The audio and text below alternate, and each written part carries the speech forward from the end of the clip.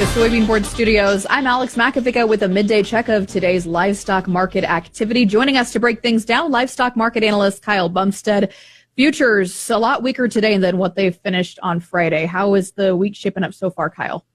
So far opening up, you're right. We are weaker than what we went home on Friday, but that is kind of to be expected here to see a little bit of a pullback after we saw that rally there on Friday. Now the feeder cattle, they've come back here towards steady to a little bit higher here mid-morning, and the live cattle, they've bounced off their lows as well too by about $1, $1.25. Some of them about $1.50 off their lows as well. So just kind of depends on the contract. There's a lot of movement around here today, especially in the spreads. You've got June live cattle expiring here today at noon Central Time. So kind of be advised of that. If you're still involved in those, good luck and get your paperwork ready and get the money there. Number two is we've got August. That's going to be the cash contract here today. We also have July live cattle options that expire here on Thursday as well. It's a short week. We've got a lot of ground to cover here, so it's going to be kind of mismatched all week long. But definitely seeing some short squeeze in the spreads there. That June-August spread is gaining about $2.05 here today. The August versus October is gaining about 2 cents today, and some of the deferred spreads, the volume out there gets kind of skewed, so it's tough to say if there's really much activity out there in the spreads. But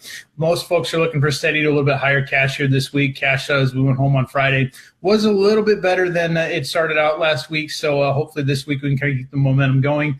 Now they will be buying for a full kill week next week. Now we do need to keep our eyes on this box beef market as well. Some folks are saying that are in the beef trade are saying that things could weaken up here as we get past the holiday. Okay, we'll see how the week shakes out. Thanks so much, Kyle. That again, Kyle Bumsted, livestock market analyst. Give him a call, 308-708-7340. Do remember, trading of futures and options involves risk of loss and may not be suitable to all investors. This is the Rural Radio Network. In the agriculture industry, you know that news drives decisions that affect your bottom dollar. When you need the latest agriculture news, look no further than ruralradionetwork.com. Get access to news, market updates, and expert analysis on crops, livestock, youth, and cutting-edge technology.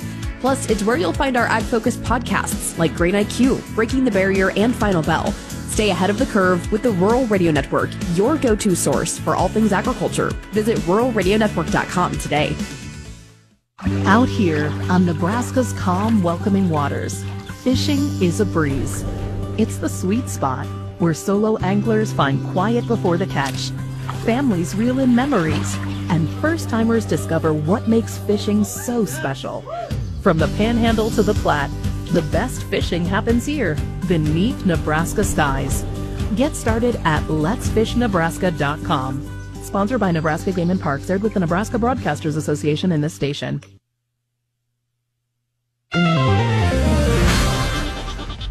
This is a market update. I'm Bruce Gorder on the Rural Radio Network. President Trump halted all trade talks with Canada last week when it was set to move forward with its digital services tax on U.S. technology companies to go into effect today.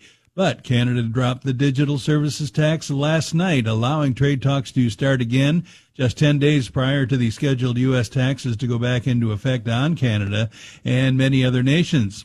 The Biden administration had complained to Canada about the proposed tax last year, but it was still moving forward towards implementation. Canada is the second biggest trading partner with the U.S. behind Mexico.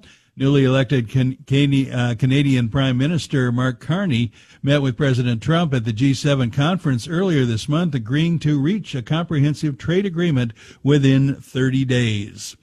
July corn is down a half at $4.17. December down 2 1/4 at $4.25. July soybeans 3 3/4 lower at $10.24. November up 1 1/4 at $10.25 3/4.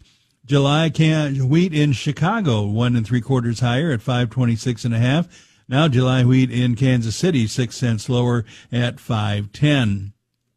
August live cattle trading 70 cents lower at $212.62. October down 65 at $209.17.